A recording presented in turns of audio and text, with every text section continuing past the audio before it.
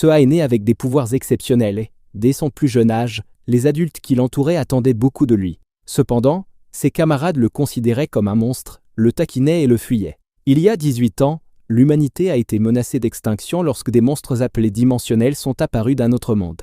Initialement, les humains ne disposaient pas d'armes suffisamment efficaces pour vaincre ces monstres mystérieux. Un jour, des individus dotés d'un nouveau type de pouvoir psychique, le pouvoir de phase, sont apparus. Grâce à ces compétences, ils ont commencé à vaincre les monstres et à fermer les portes dimensionnelles d'où ils provenaient. Ces individus sont officiellement appelés fermeurs et travaillent pour l'organisation de l'Union. Actuellement, Sylvie prononce un discours devant ses camarades de classe lors de la remise des diplômes du programme d'entraînement des jeunes de l'Union. Elle a terminé première de la classe, ce qui lui a valu cet honneur. En reconnaissance de son excellente performance, elle est nommée capitaine de l'équipe des Agneaux Noirs. La jeune fille part donc à la rencontre de certains de ses coéquipiers. Elle tend une embuscade à ceux qui marchent en s'amusant avec son jeu portable. Sylvie se présente et explique sa position. Cependant, Seo n'est pas intéressé et lui demande de s'écarter tandis qu'il la bouscule. Elle le supplie d'attendre, mais il continue son chemin. Il sait qu'elle souhaite qu'il devienne closer, mais il révèle avoir déjà reçu un appel de Kim et avoir refusé l'offre, ne voyant aucune raison de faire ce travail.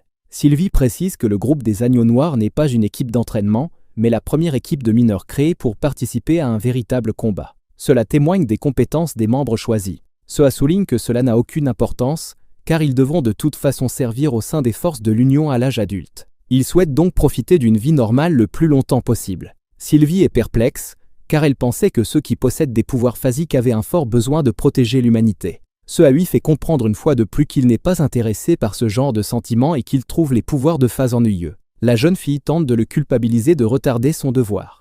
Seo est irritée lorsqu'elle le traite d'enfant gâté et égocentrique, ce qui lui rappelle de douloureux souvenirs. Il prend Sylvie dans ses bras et affirme qu'elle ne sait rien de lui pour tenir de tels propos. Il s'éloigne donc, agacé. Plus tard dans la nuit, un ancien scientifique de l'Union, Kalbak, apparaît d'une porte dimensionnelle et place un dispositif temporisé près d'une centrale électrique. Il est convaincu que l'humanité trouvera le salut si ses expériences réussissent. Kalbak est devenu un demi-monstre lors d'une expérience non autorisée ratée.